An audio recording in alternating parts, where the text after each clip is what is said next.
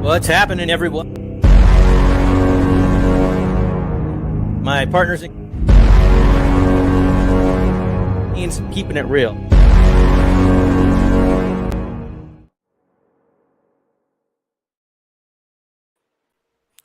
What's happening, everyone? And welcome to El Chile Boxing Talk. Got the homies with me, George with Off the Ropes Boxing and MMA, and the heartbeat of the HCP network, the one and only Nopal Boxeanos. What's happening, fellas?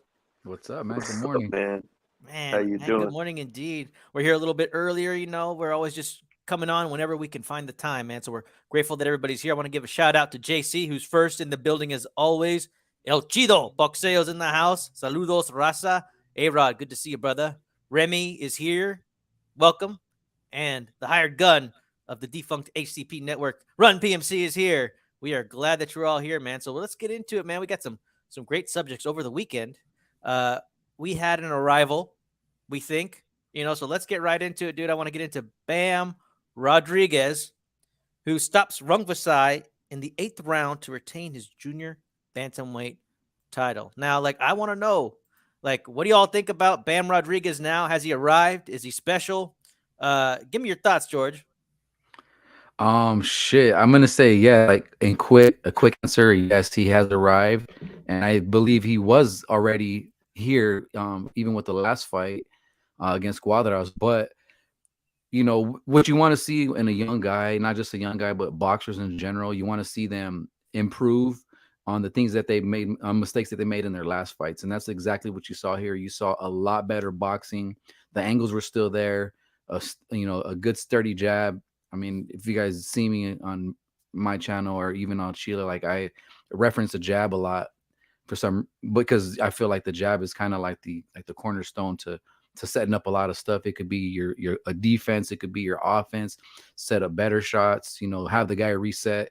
And you saw that in this fight. A lot of the jabs that he was throwing, it was causing Rungvisai to reset a lot, because Rungvisai, the style of fight is he likes to stand there, trade hooks, and make it a brawl. But Bam did great, dominated from the outside. You saw some pretty good body work. I would have liked to seen a little bit more body work. I think that's probably my only criticism, if you want to call it a criticism, because I think it was, all in all, out of to me, scoring it, I felt like it was a 10 out of 10, scoring his performance against Rungvisai. And yes, Bam is here, man. I mean, 22 years old. Two of the top 4 guys in that division. You could say what you want. You could say Cuadras was a little bit past. You could say Rungvisai was a little bit past. But what would we be saying if these two guys actually made it a very competitive fight? Is what we say, oh, well, Bam was too young. No, man, I really don't want to say that. I'm giving him his props. I'm saying he dominated. He beat two of the 4 guys at that division, and let's see what happens, man. The future is really bright for this kid. He's 22 years old. I was even reading, possibly fighter of the year. I don't know. Let's see. The year's not over yet. Damn, fight of the year already, man. Well, hey, JC, welcome in, brother. And Philly Drew Irish wants to see my face, I guess. Check it out, What's up? Nice to see you, Philly. Nice to see you. Man, great breakdown, George, And Nopal, I mean, do you second what George has to say, man? Was he already here? What do you think about Bam Rodriguez? Well, he's right, man. He was already here, but yes, I was a little skeptical, want to see it again, and this basically put a bow on it, man. He knocked out Rungvisai, a tough fighter, and he made him look really basic, He made him look. I'm like, how the hell did Rungvisai even beat Chocolatito? The way that Bam made him look, and then he's got the angles. He fights great at the mid distance, he does so many things good, and I think, considering his age, I feel really comfortable, calling him special now.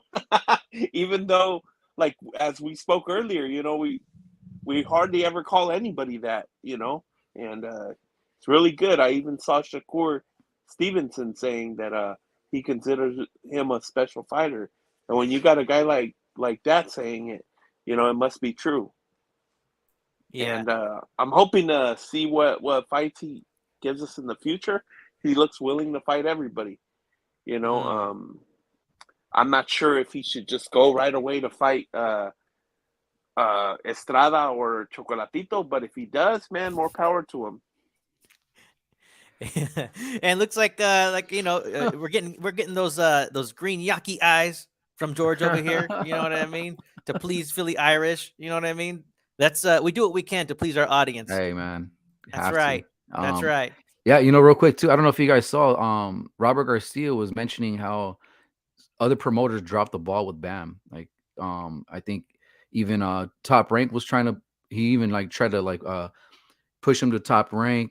I guess like a couple fights didn't get made. Same thing with PBC. Some fights didn't get made, and it just shows you, man. Eddie Hearn, you know, a Matchroom. I mean, hate him or love him. I mean, he made Bam by default actually the first fight a main event, but like he made him a main event. And look what he did at San Antonio, man. That's just to show you the star power of this kid. So young too, and you see a lot of the older guys that are watching Bam. They're praising him so much, and because you're not seeing that a lot from these younger guys, right? I mean, not to throw other younger fighters or other fighters out there like a Tank, right? For instance, he's going to be 27, 28 years old and hasn't even fought anybody not even as half as good as the two guys that Bam just fought recently. So, hey, man, I just wanted to mention that, though, that Robert Garcia had mentioned that that other promoters dropped the ball with Bam Rodriguez, and he's praising Eddie for this. Hey, those are great points. And Nando Yamas is here. Welcome, brother. And he says, saludos panel to the chat, listening at work. Run PMC says that in his opinion, this is better than any current top boxer's breakout performance. I mean, hey, you know, like I'll tell you, he really did make Rungvisai look like nothing special. Like, you know, we all know what Rungvisai did, and that's what makes that win spectacular, right? Very good win. But I mean, this guy looked like, he looked like some bozo, you know what I mean? He looked like he didn't really have much. He looked every bit of 35 or whatever age he was. Like that's the one thing I really liked about Bam, man. He went in there and he was just so mature for such a young fighter. And I love seeing that, like the angles, the speed, the power, the patience. You know, he was taking his time. He did respect the old gunslinger, right? But then he just started to break down Rungvisai. I wouldn't say he was sitting in the pocket, but he kind of came in at his angles a bit more, got more comfortable, knew he could take the power, and got confident and very impressive. And I love seeing like youthful energy in the ring. Like when you see like those young people just like really bring it, kind of like Jaime Munguia when he was really young, like De La Hoya when he was really young. People just like have that youthful aggression. You know, it's kind of like a small window sometimes. So I love seeing that. I mean, if you're already the entire package, like go ahead and bring it. You know what I mean?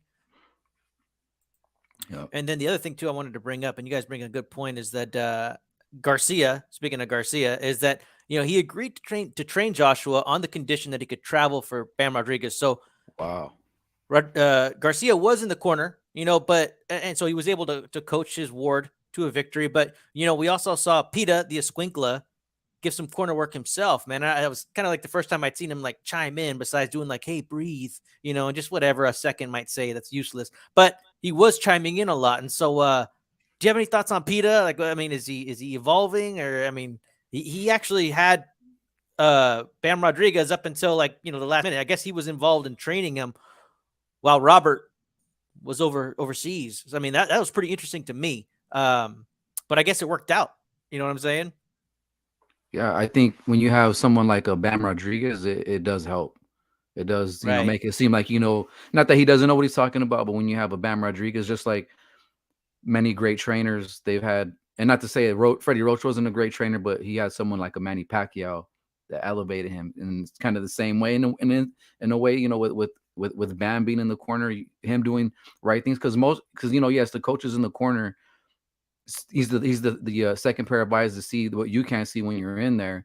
But at the same time, like the guy Bam is the one that has to perform. So he's obviously smart and he knows what he's doing in the ring too. So, hey, you know, if you gotta, you know, catch some spit in the bucket and maybe, hey, throw a jab out there, maybe it sounds like you know what you're doing. So, oh yeah, and Philly Drew Irish over here is trying to trigger me by talking about how Robert didn't want to talk about how Mikey dropped the ball in his career. I don't even think I'm going to mention Mikey that much. I don't have any slides. Oh, man. You know, I was going to pop off and go crazy, but, you know, that shit's in the past. You know, he was, in my opinion, a disgrace to Mexican boxing. I think his fan base and the people who championed him were a disgrace to boxing fans. And that's all I'm going to say. Otherwise, I'm either going to not talk about it or I'm going to make a big old special about it, you know. But to me, it's just, I just want to put it in the past. Like, it has nothing to do with the future. I mean, the next generation's already here. Like, you know, I hesitated to call anybody special. I've never been on record going like, oh, this guy's special. And, you know, if you did call it ahead of time, you know, like George didn't say, hey, man, this guy's the goods. That's great. But I'm ready to call him special now. Like, I do think that Bam is a real talent. So, you know, I'm excited to see what he does in the future. You know, if he wants to move back down, I don't have a problem with that. You know, like, I'm not going to start dictating what he does and doesn't need to do. The world's his oyster, and he's the youngest champion. So I'm really excited to see how his career pans out. Nando here says, if Bam cleans out the legends and Ioka at 115, is he comparable to Salvador Sanchez, another young great? Wow. That might be blasphemy to some people. To me, I don't know enough about Salvador Sanchez. Like, I kind of watched about 5 of his fights, you know, but it's like, you can't even really, I mean, that's a great question. I'm going to have somebody else. George, what do you think about that one? I don't even know what to say for that one. Yeah, I'm in the same boat with you too, man. I mean, Salvador came in the 80s, right? But you hear from the older guys like our uncles and our dads talk about Salvador Sanchez that could have, I mean, some of them do put him up there as the best Mexican fighter of all, even with the short career that he had. So that says a lot. I mean, if people are making comparisons to Salvador Sanchez and Bam Rodriguez, I mean, shit, why not? I mean, again, 22 years old and what he's doing. Can't say much more about that. Oh, yeah. And then Run PMC here says, in regards to what Nando said, he says that if he gets through all 4 to 5, that would be one of the best runs we have seen in a pretty long time. And JC thinks that he's on his way. And Philly Irish does want to see that special. And I'm encouraged over here to continue piping up, but I'm not going to. I actually said a little more than I should have already. You know, that's in the past, man. I'm ready to talk about current boxing. You know, Mikey Garcia quietly retired, and I'm trying to let him just retire quietly. Okay, I'm trying my best. You know, and here goes Run. You know, Mikey, thanks for being the bigger person. I'm trying my best. I'm trying my best. Don't revive Puro Pinche Mikey, huh? Exactly, man. And Run PMC here says that Mikey did beat Salido, though, and we know another boxer who didn't. I think that might have been here for for Philly. You know what I mean? Seeing how he's a big Loma fan. You know, all I can say is that, you know, okay, I'm done talking about. Does anybody have anything to say about Mikey before I move on to the next subject? No. Nah, I think we'll pass on that, man. We'll let it go. You know, the Garcia. We'll let it go. You know, if you want to if you want to make an episode on it and you want to let it go, man, you know, I'll be glad to sit and listen and maybe give my opinion. All right. If you want the link, you can let me know, man. If you guys want to say it. I'm gonna just keep baiting Chicano on Twitter. Like, oh, I see it. Did you see that? I see it all the time. I'm laughing. Drew's in there too. I see Drew throwing his stuff in there too. You know, everybody needs to know that it's taken a lot for Chicano not to say anything. You know.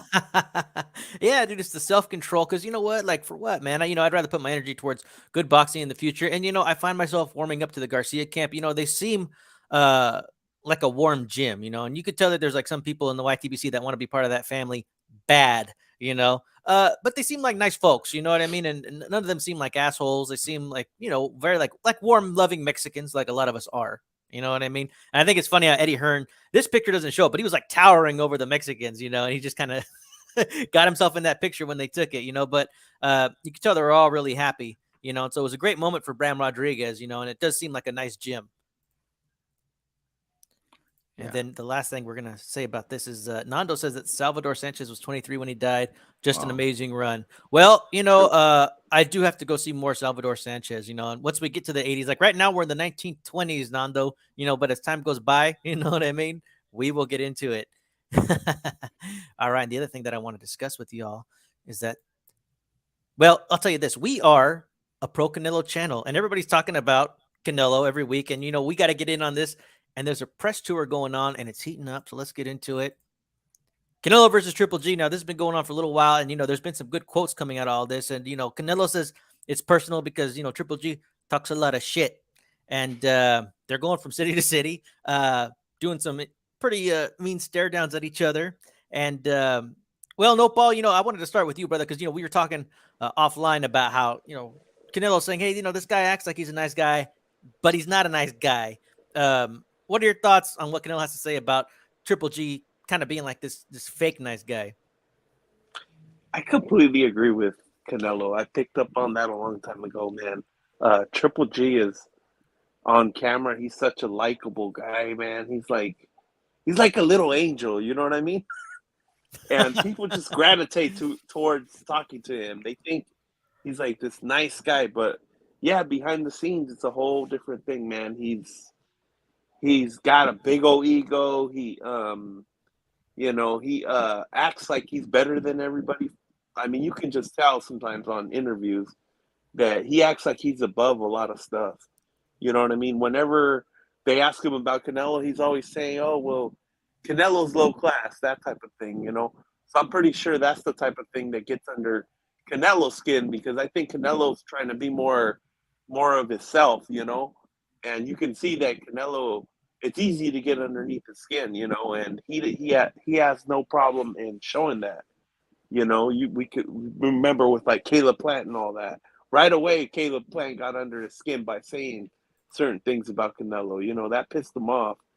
And these two guys know each other, so Canelo sees. I mean, they know each other, so Canelo knows more than us. And I've always kind of seen this in Triple G's career. The people that interview him too, they ask him easy questions, and they don't question anything that he says. For example, one of the guys was asking him a stupid ass question. He was like, if you beat Canelo, are you willing to fight David Benavidez? We all know he's not gonna fight anybody, bro. If he beats Canelo, he's just gonna keep those belts hostage and keep fighting the rules. Why? Why? First of all, because he's not gonna risk losing the belts to somebody like Benavidez that isn't going to give him such a big payday. He only takes the easy fights because those are the ones that are winnable, and he's not risking losing his belt. He rarely takes the fights that pose a risk to him. He'll only take those fights if they bring him a lot of money, and we know that he's been basically chasing Canelo around, trying to smell his farts, basically. You know what I mean? Wherever Canelo goes, here goes Triple G sniffing around. And, he basically put his career on hold just for those paydays. And that's a big old smile right there. It's just basically what that smile says is, yes, I got my payday finally. I got what I wanted, Man. Well, hey, you know what? Great stuff, Nopal. And Run PMC says, what's up with Triple G? Not speaking English all of a sudden when Canelo speaks English now. I mean, that's a great point. And all of a sudden, Triple G, he's got an interpreter. He don't know how to speak English no more. I mean, I don't know how his English got worse. I mean, doesn't he live in the U.S. now? Like, I think it's a little bizarre to me. El Chido says, this is exactly how all fights should be promoted. We've been hearing this and that. He's a different person in his language. And then Nano says the Triple G is a snitch. Typical behavior from the entitled boxing media darling. What do you think about all this, George? I mean, I've been on the record as far as the promoting stuff. Like I like the the respect, kind of like fighters respect each other. But when you have like a real legit beef, like a real hate for each other, like this is good for me. I like this. I'm cool with it, man. I'm not gonna sit here and criticize if both guys have stuff to say. But as far as like the Triple G, I could definitely see it. That smile definitely shows kind of like yeah, okay, yeah, I'm gonna pretend like I'm cool on camera, and then maybe off camera he's got maybe some deceiving thoughts or whatever. But boxing has turned into a business, and I feel maybe this is a business move to to bring in, I guess, fans or the media behind them, like you guys say, and we see it. The media love Triple G's just as much as they love Canelo. But I'm enjoying it. And we saw last time what happened when you pissed Canelo off when you against Plant. Like he was, maybe this will bring out the better in Canelo. I don't know. Maybe kind of, the Bivol fight was something that was to kind of like bring him back to reality. Yeah, he was on a winning streak. and that anything can happen at any given time, and not to be too comfortable thinking that, hey, you know what, just because I beat somebody else at 175, or I went on this tear at 168, that I could beat anybody. Maybe that was a humbling win in a way. Maybe that's what it is. But to see him, the fire in his eyes, especially in this trilogy, to finally close out a chapter, to finally to settle everything, to finally to settle the score. This is good for boxing. And I know, we had Calix on before, and if you follow Calix, I agree with, to a point, that yes, it will be a good fight, but he doesn't think that a knockout will happen. I think this is just gonna fire up Canelo to actually go out there and go out for the knockout. Maybe a knockout to the jaw or a head punch might not happen, but I'm gonna go ahead and say that we've seen it. Triple G's body has been softened up, even from the Deverenchenko. We've seen when we rescored it. I think that was probably the start of his body not being able to take those shots. And we know Canelo, he's the body snatcher, man. He's the body snatcher. But I'm enjoying the press conferences, the stare downs, the beef. It's what we need. Hey, don't be mentioning the beef, George. All right. And I'll tell you, one of the things that I think is pretty interesting about Triple G, he's very controlled, right? Because Canelo's saying like, oh, he talks a lot of shit, but he doesn't go there talking about beef, about any of the cheating going on, that might have happened before that second fight, So I think it's interesting that Triple G has good composure, even with their stare downs, dude. I think like, man, there's tremendous composure. Like Canelo gets right up in his face, and Triple G will even take a little bit of a step forward too, but neither one of them is like going to touch each other, and neither one of them is going to swing first, So it's just like, well, I'm sure they both made it up in their minds, and they're not going to be the ones to provoke it, but it's on if something happens. So yeah. I'm enjoying the stare downs, and I want to give a shout out to Maestro Boxing in the house, man. Great channel if y'all don't know, but y'all should know. I think everybody here that I see knows. Mano a Mano on Mondays, great show. He also had some great coverage here when Canelo and Triple G went over to Yankee Stadium and were throwing out the first pitch each. You know what I mean? Having a good time, not enjoying each other's company, but maybe enjoying everything else, answering a lot of questions. Maestro's also got a good interview with Eddie Hearn. I recommend that you all check it out. And what's up? Okay. So, he's got no wrench. Well, sometimes I'll give him a wrench. No problem. I just don't think about it sometimes, but yeah, I'll go back and give him a wrench. Of course I give him a wrench. You know what I mean? Wrench Crew. All right. But yeah, dude, I'm excited about this this press conference, and I think everybody's buzzing about it. And the other thing too that I wanted to mention is Eddie Hearn is an excellent promoter, as he always is. And he's going around talking about, hey, this is the biggest fight in boxing. And it's upsetting some people because some people tend to think that Crawford versus Spence is the biggest fight in boxing. But well, that's debatable. I mean, it's like, well, what do you mean when you say biggest fight in boxing? And we're actually discussing a fight that is made here. Terence Crawford versus Errol Spence. I mean, we don't even really know how far they are into negotiations, if they are at all. You know what I mean? Yeah, I mean, get a load of these guys. They're like, Canelo needs to move out the way of September 17th for, like, bro, them dudes haven't even signed. And you want Canelo to get punked by these two dudes that are, basically pump faking on signing the contract? Come on, man. And there's a lot of fans like that. There's, they're a little jealous because this fight, even if they sign the other fight, this fight will probably do about 3 times better in every way, So I would suggest they don't look at that. Just be excited for both fights, man. If the other one gets signed, it's going to be a great fight. And stop trying to look at the numbers, man. That's not even really important. Right. Over here on this side, like, I mean, I know what Eddie Hearn's doing and I understand the reaction, but I don't care that much. I mean, I'm going to be really happy to see both fights.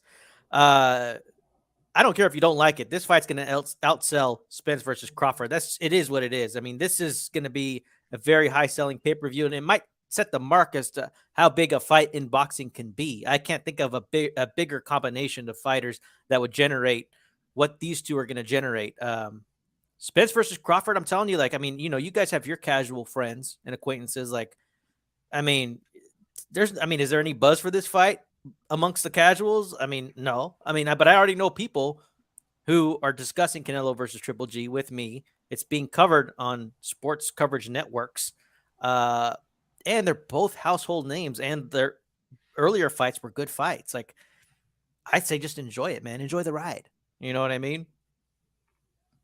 El Chido Boxing here says that Crawford and Spence need to sell the fight better. No one wants to talk shit about each other. Yeah, man, and it's like Nando says, like, I like bad blood, man. It's nice to see when two fighters don't like each other, and hey, if they want to talk about it publicly, go ahead. Like, I like having beef be settled in the ring. Like, I also understand, like, when there's two professionals, like, I like it both ways, but if two fighters don't like each other, like, there's nothing wrong with them piping off, talking some shit, trying to get under each other's skin. Like, Canelo looks like actively angry. Yeah, it's organic. That's what it is. Yeah. It's real, or it's organic. It's real. Like, the bad blood is real there between these two guys. And when you see it forced, you're kind of like, but this isn't forced. This is real. Oh yeah. And then Run PMC says, well, maybe the Fury AJ fight. I mean, maybe in England and maybe internationally.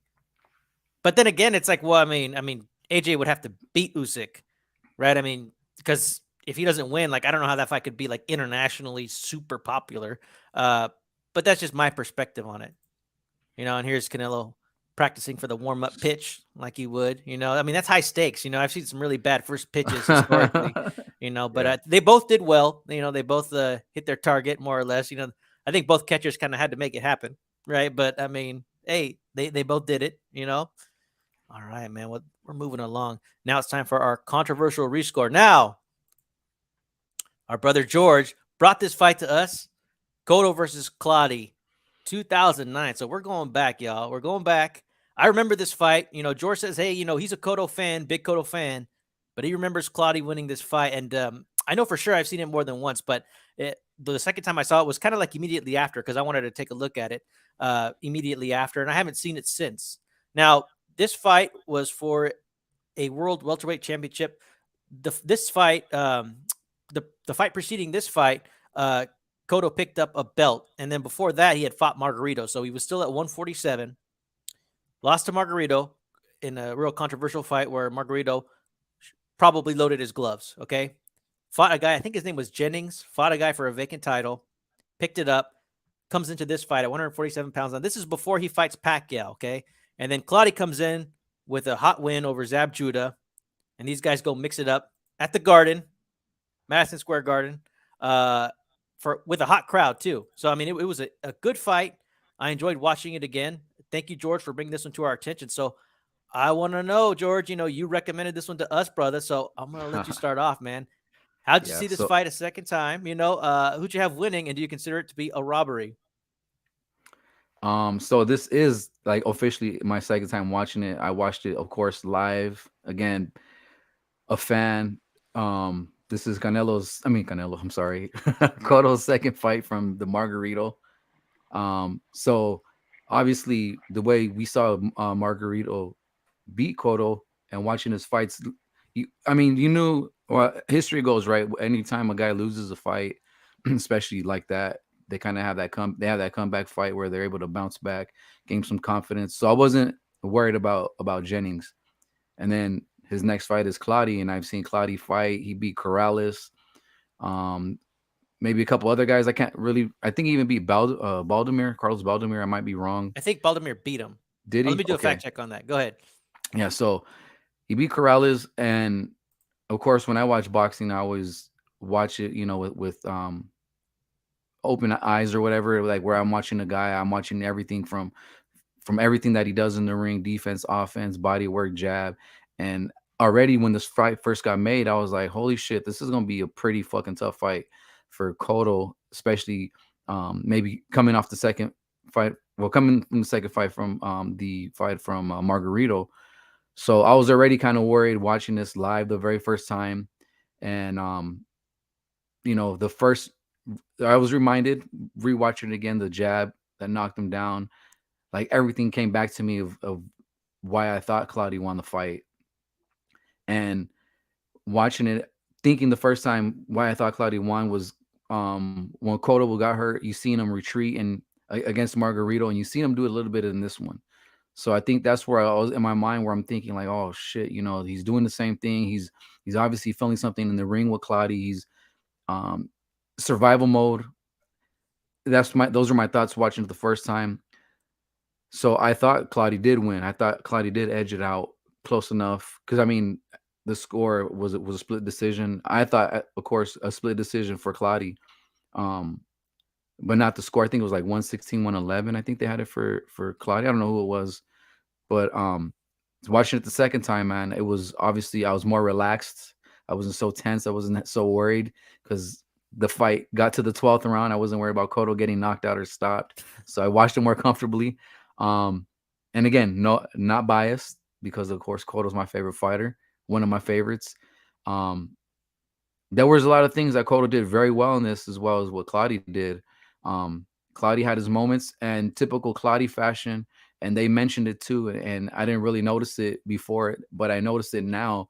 Clottey's team seems to like slow down towards like from the middle to the very end. He started to not pick up. I think if Clottey would have picked up, he would have gained himself a couple more rounds at the end of it. Maybe like the championship rounds, like they call from 10 to 12. He could have picked up some of these to give him that, to edge it out.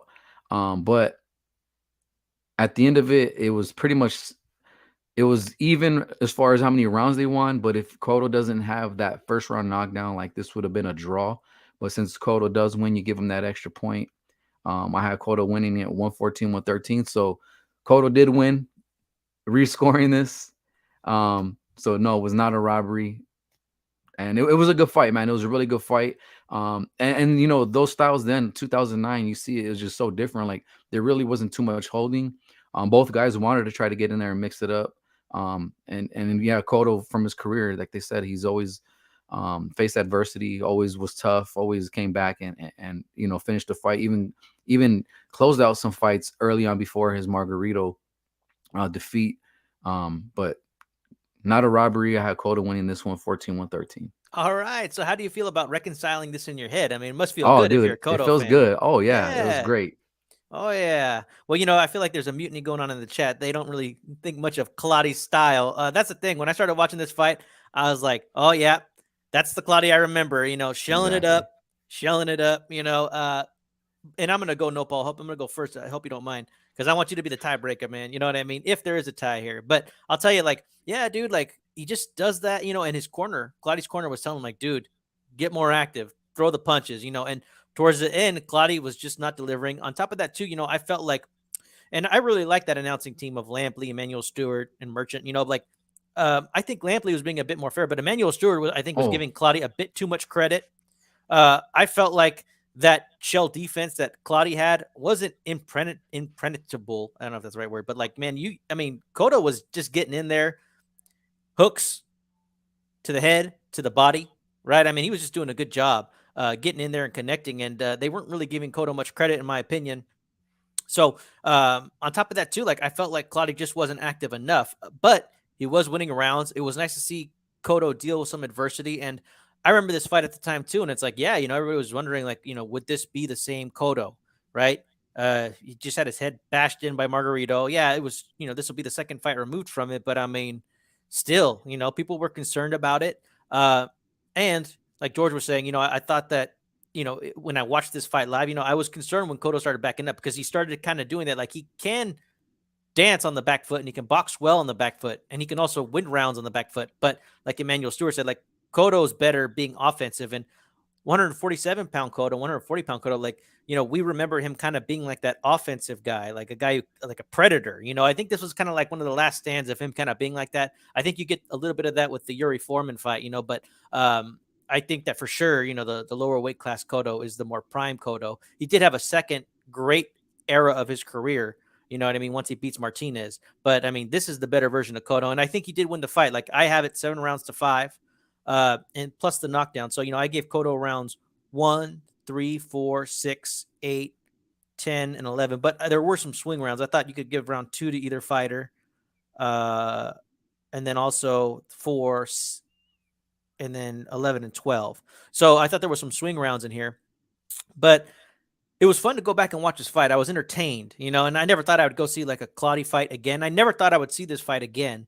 But there were some moments I remember, you know, like when Clottey was like shelling up and then he kind of went like that, you know, I'm like, oh, I remember that sequence, you know. And then also I remember Clottey flopping around, buying time, acting like he got killed, you know, with his legs when he got tripped up. I'm like, oh yeah, I remember that. Some serious acting going on, you know. And that ref in particular, I didn't double check this, but I think that's the same ref who refereed Cotto versus Yuri Foreman. And I didn't care for the way he was conducting himself in that fight. I thought he made a little bit too much of himself. Like, I think he was a little over the top here too, but it didn't really affect the fight. But this whole, like, suck it up, kid, you're a champion, and getting all involved, like, I think he called the fight fairly, but I think that he got a little too carried away with himself as to like who he was. But it didn't really affect the fight fully. But this was a good win for Cotto, in my opinion. Clottey was a solid fighter. Like, if you put him in now, I was trying to think, like, well, who would I favor him to beat? Like, I think I could see him. Well, we can get into that here in a second if you want. But no, Paul, I want to know what you think, man. Is this a clean sweep for Cotto? I think so, man. I have the exact same score as George. I have 114-113. Gave the first round to Cotto, of course. He led in that knockdown. Rounds 2 and 3, I went to Clottey. Round 4 went to Cotto. Round 5 went to Clottey. 6 to Cotto. 7 and 8 and 9 went to Clottey. Rounds 10, 11, and 12 I gave to Cotto. So that's 6 rounds apiece. And did notice that, and I do remember Cotto's he hits people low, and he body slams dudes, and but at the same time he put on a hell of a show, with the cut that he had, and all kinds of blood on his face, and even though he was on the back foot a little bit, he was engaging too at the same time, but he had to just get that blood off of his face. And sometimes the dudes that put on the show, they get favored by the judges. I know some people we got people out there that understand backyard wrestling and stuff like that kind of show, but they don't understand this kind of show, where fighters actually get favored, for this type of thing. And the judges, I think one of them was way off though. I think the first judge had it 116, 111 for Cotto. I think that was a little bit too much, but the other judges were a little more fair, Yeah, that was one thing. Yeah, like you mentioned, Chicano, like with the Emmanuel Stewart. Yeah, he was a little bit critical of Cotto, and like you can hear the tone in his voice with Max Kellerman. Like Max Kellerman was like, "Hey, you know what? It might not be too much of might not be Clottey completely dominating." Like he's like, "Yeah, sure, okay." Like it was pretty funny, but it was. Yeah, I remember that. He was really backing up Clottey, man.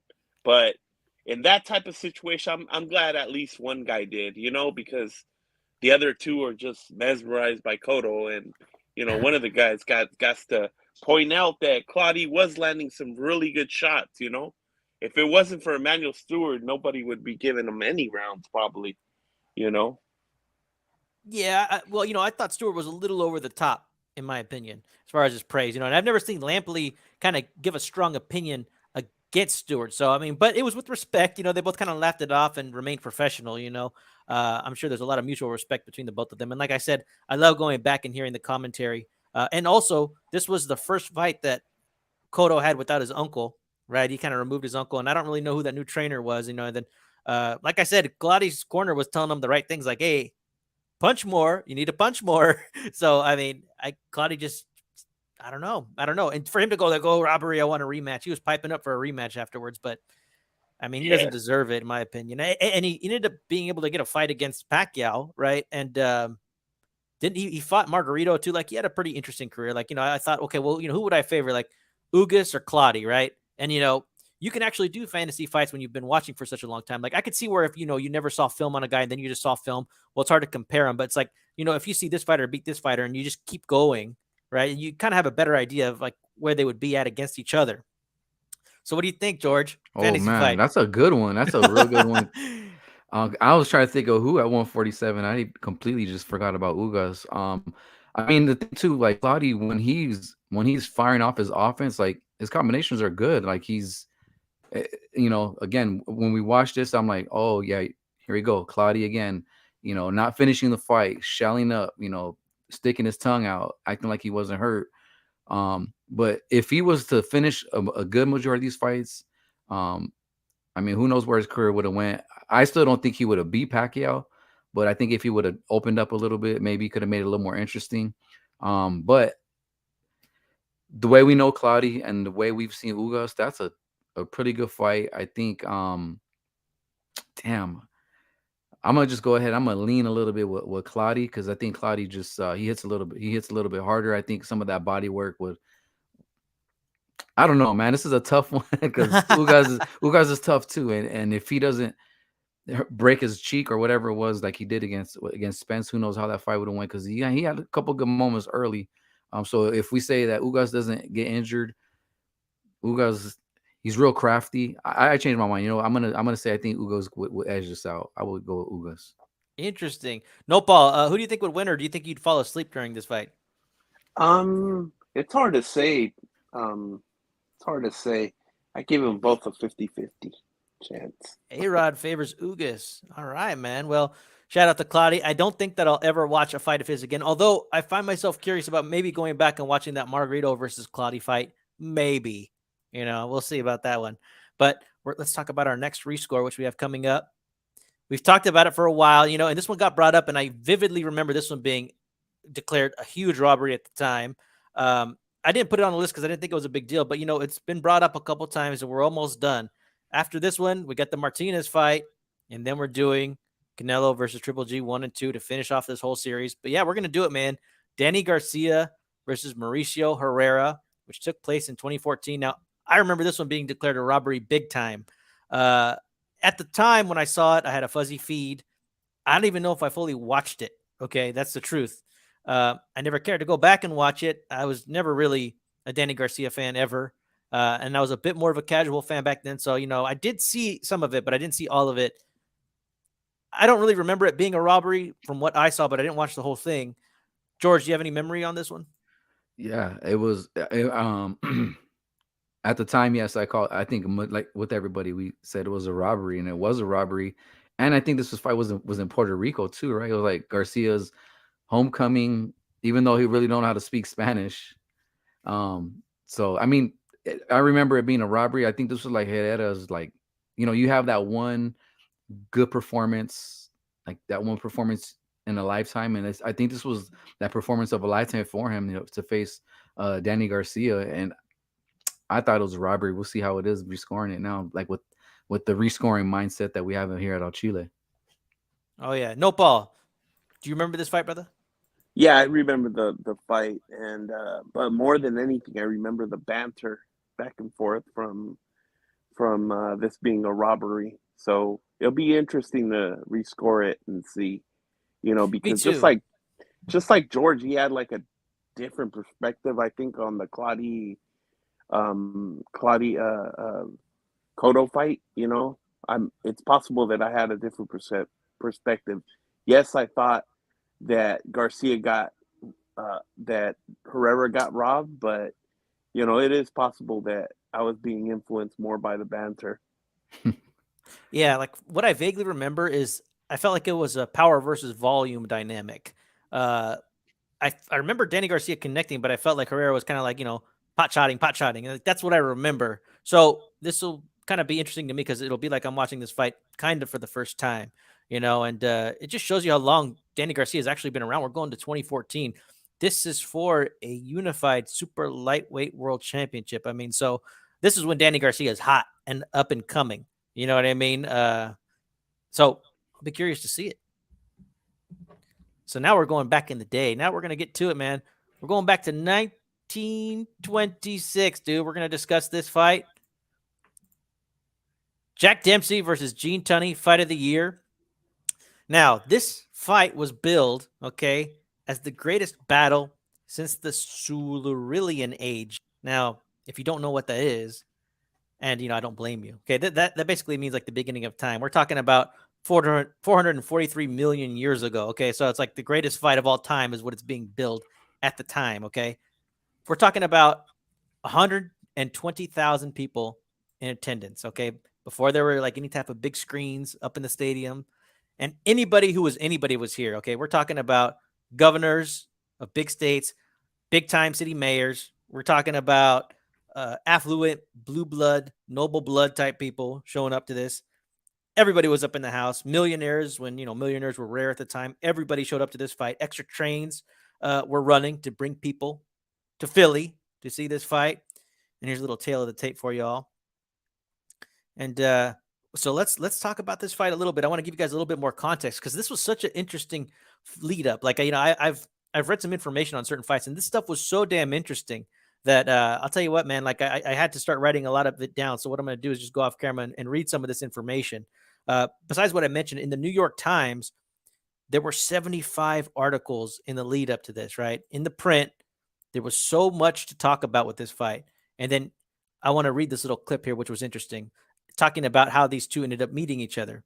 And it says here that, Tunney's veritable obsession with defeating Dempsey first rose to the surface during a chance meeting between the two on a ferry that was crossing the Hudson River in 1920. Okay, so 6 years before they did meet up.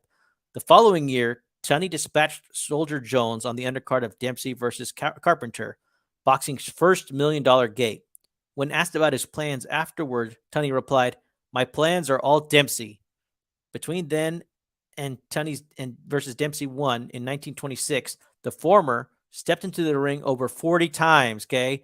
So Tunney was busy, while the popular champion fought only twice, becoming more superstar than actual fighter. Tunney's defeat of Dempsey was shocking, but shouldn't have been. Now, Tunney was a 4-1 underdog, okay? And this shows you the headline afterwards. Like, this was the biggest publication at the time. It just shows you how popular boxing was. Jack Dempsey was super famous, probably one of the most famous people on the planet at the time, okay? And it just shows you how big it was that, it's you get 3 bars of headline news of the New York Times. And speaking of Dempsey being a 4-1 favorite, Arnold Rothstein, a very well-known racketeer, actually bet money on Gene Tunney to win. So some people thought that there might have been a little bit of corruption going on, and this was Dempsey's 6th title defense. It was billed as upset of the decade. And George, you said you were reading a little bit of information about how that, people might have thought maybe there was a fix going on. Yeah. Yeah, exactly. It's a book that I kind of read here every now and then. It's called The Mafia and Boxing. And it got into that. It's the same. Well, Arnold Rothstein is also connected to the World Series, to the White Sox World Series, how they had 8 players involved, where they paid them each $100,000 to throw the World Series away. And it came out that it was actually the 1919 World Series between the Black Sox and the Reds. That's what it was. Yeah, exactly, Run. And so Rothstein was involved in this. And anytime, a little bit of that I read, anytime that they seen Rothstein and Jack Attell was the other guy that he was actually a former fighter as well. Together, they stirred up controversy. They had people afraid because they were afraid of controversy, or there would be some kind of some betting stuff, like you said with this fight. There was I think Dempsey was like the 4-1 favorite here, and Rothstein made out like over, I think it was like $500,000 or some crazy money, some crazy high betting odd on it. But he's had his ties to it, so it's pretty crazy, man. I'm once I read a little bit more, like I'll be able to have a little bit more information. But that's as far as I know is the Black Sox thing and these 2 fights, especially this one. Yeah, and I'll tell you, man. The more I read, the more I was fascinated by this fight and how big it was. So I already mentioned, like I said, this was the greatest fight of all time ever in the lead up. I mentioned the 120,000 in attendance, but I also want to mention that there were 39 million radio listeners. Okay. And there were 4,000 people that went to MSG to listen to it, even though they could only hear about half the words. But they did get the idea that Tunney was just handling Dempsey. So let's get into it. Georgie, what'd you think about this fight, man? I mean, look at this crowd, dude. Like, just to be in the house, dude. On top of that, too, man, just as a reference, 1,000 people showed up one time just to watch Dempsey spar for $1. They paid $1 just to watch him spar, which in today's money would be $16. Not bad, right? But Tunney had 2,000 people show up because it was free for one of his workout sessions, So it just shows you what a freaking huge fight this was, man. So, I mean, we had to watch it, with no volume, So what'd you think, George? I mean, was this a good fight? It was a little tough to watch. Yeah, the volume, was a little slowed down, but watching it, I mean, you saw what Tunney did, and if you take away from what possibly could have been a controversy or could have been some stuff behind closed doors, it was a good performance. So like if we don't mention the controversy thing and we watch it this way, yeah, it's a great performance. He really does have a good jab, and like I even saw how much like these guys weighed at heavyweight. I think heavyweight is like 190, which is crazy compared to the guys now. But it was a good performance by Gene Tunney. He went on, of course, to win the rematch. He did a lot of good things. He did a lot of great things in here. I know that they said that Jack Dempsey had a stomach bug or a flu or whatever it was. So we don't know what it would have been to see if Jack Dempsey really was 100%. But like you said, man, people were buzzing about this. This is the 1920s. Boxing was huge back then. It's hard to say because Gene Tunney did a lot of good things in there. He had Jack Dempsey trying to guess on what to do, but from what it looked like, he outboxed him. And this was not just like you said, fight of the year, but also this was like pretty much like an upset of the year because of the stakes at it. But Jack Dempsey, and of course, running into it, Jack Dempsey didn't, I think, fight for like 3 years before this. So this was like going into this fight, of course, the favorite. He was like they said, he was considered America's favorite boxer. And then for him to lose, I know a lot of them wanted to see him get that back in the rematch, which I'm sure we'll get to in probably in the next episode or the next show. But Gene Tunney, good performance. I think he only had like one loss to Greg Geerb or Harry Geerb or something like that. I didn't really read too much into it, but 1926. That's can't complain too much about the quality of it, but that's what they have for us. But I believe now from 27 on, we'll have some good quality fights to watch, or to be able to watch it perfectly from second to second, or even maybe hear some commentating. It is a little tough to watch without commentating though. It is. It's different, but then I think, well, hey, maybe we're a bit spoiled. Like maybe we should make Nopal listen to the radio version of the next fight of the year, and see what he gets out of it. But I'll tell you, man, like I thought this fight was enjoyable, and like George says, like the film was hit and miss. So I mean, they spliced together like the best quality whole film that they could.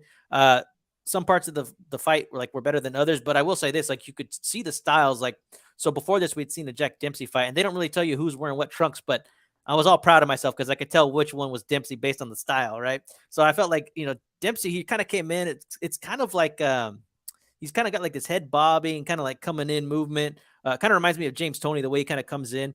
And then I'll tell you what, man, this is the first time I've ever seen Tunney, and Tunney had excellent footwork. The way he would circle was excellent. The way he would reset was excellent, but he was always in the pocket too. I enjoyed seeing the exchanges, like when Dempsey would come in, Tunney would kind of like back up. What it reminded me of is like the way Crawford put down Porter, like the way he kind of timed him. Tunney would do that, but he was kind of backing up. He would time him, and then when Dempsey would make his attack, he'd counter. Either he'd hit him flush, or he'd do like a bit of a shoe shine and then tie up or push back. Tunney was also very strong.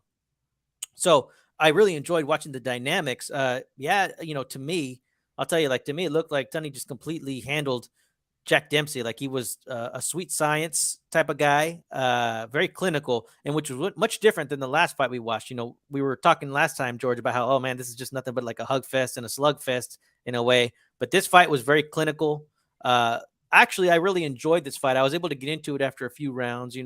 I enjoyed this. I would rate this one out of 5. I would give it like a solid 3.5, maybe almost a 4. Like especially compared to the last fight, like this one is more enjoyable.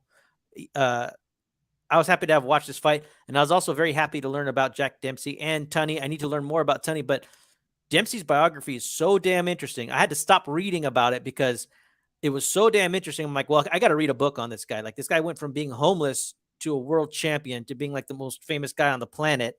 Married a hooker, and they got divorced. And during like the divorce and like the legal battle, like that became like the trial of the century or some shit like that. Like it's amazing like what a celebrity he was at the time and how inactive he was at the time. Like if there was a champion these days being that inactive, people would fucking be losing their shit on YouTube. You know what I'm saying? Oh yeah, absolutely. Yeah, man. So we'll be checking out the 1927 fight next, which is a kind of a controversial fight. People call it the long count fight. There's more information on the rematch than there is on the 1926 fight, but they were both fight of the year, so we're going to get into that. But yeah, man, that concludes our 1926 fight of the year. That was excellent, and I'm looking forward to the next one. And before we sign off, when we talk about fight of the year, now that we have a little bit of an idea based on the fights of the year that we've seen in our lifetime, and the very first two that we could see on film, George, when you think fight of the year, what do you expect to see? Like in your mind, like what do you think is going to go on in a fight? I mean, it has to be entertaining, right? Entertaining, going back and forth. Like this so far this year, just off the top of my head, I feel like the Castaño and Charlo could be a candidate for fight of the year. I'm sure there's many more, but that's the one that sticks out the most to me because I mean, yeah, Charlo may have won a little bit more rounds, but there was rounds where you were like, holy shit, Castaño's actually he's changing the tide on this, and then the tide gets changed. And that's kind of what I like to see, at least in my eyes, when I see what I consider a fight of the year is where the momentum changes a lot. Maybe both guys get dropped. Even if both guys don't get dropped, it's just, entertaining, the performances, seeing the tides change, and really, it could where at the end, if it makes it to the 12th round, where it could be a toss up. And it has us talking about, these toss up fights. But that's, for me, that's what I love to see, like in these fight of the year candidates, that back and forth. You see the crowd getting into it is like the big one as well. And you saw the crowd, how crazy from the beginning to the end. I mean, we even got on right after and we were just raving about how great of a performance that was by Charlo. And it gave him for him, if people were second guessing if he was the better Charlo, like that just proved right there that made him the better Charlo of the two. And it just feels like that, to give him the fight of the year, performance of the year, it just feels like it'd be natural to give him that. Oh yeah. Noteball, you want to add anything to that, brother? Yeah, I mean, when fight of the year, I could reference Castillo versus Corrales. That was a fight where all of a sudden one guy's winning and then all of a sudden the other guy turns it around. Something like that. A very memorable fight.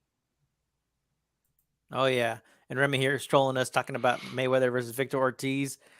Oh, that's one fight I wanted to see continue on, I'll tell you that. But Andre Berto versus Victor Ortiz, like that was a good fight of the year. And it's like you said, I agree with both of you. That's what I expect to see. And I expect to see sure will, like two guys who are determined to win and one guy exerting his dominance over the other. Ultimately, a lot of heart, most likely we'll see some knockdowns, some knockouts, chingazos.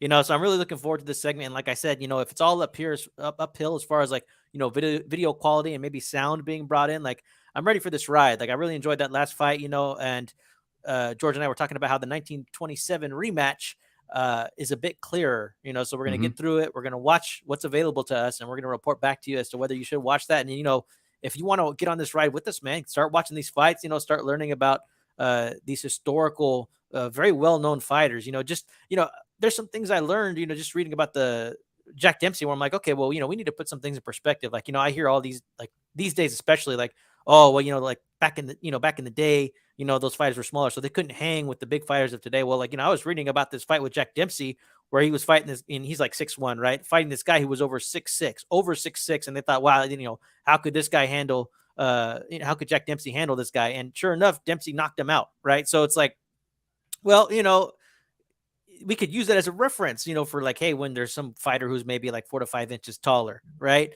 I mean, but I got to learn more. I'm a student of the game and I don't know much yet. And I'm not doing that. I'm not doing this to be a student of the game, but I just find myself learning more and really appreciating these fights historically. Like I probably should have seen Jack Dempsey before this. You know what I mean? I mean, there's only a little bit of film. I should have at least seen him. He was one of the greatest fighters of all time. You know what I mean? At least as far as fame goes, So we'll see. And like I said, I'm learning about Gene Tunney too. Well, I want to thank everybody for showing up, man. George, Nopal, any final thoughts before we sign off? None, man. It was a good episode, and looking forward to the long count 1927. Oh, and then I didn't get a graded. I'm gonna say a 3.5 out of 5 as well. And then did you check to see ESPN had? I think they have both of them on there. If you go to ESPN Plus, you just type in Jack Dempsey's name, it'll show the 2 Tunney fights, and I think there's another fight that he has on there. So there's like 3 or 4 fights that are on there with Jack Dempsey. Excellent, dude. Thanks for the reference. I will check that out. Yeah, man. So we're going to get into it. So this is the Chile Crew signing off. Peace. Peace.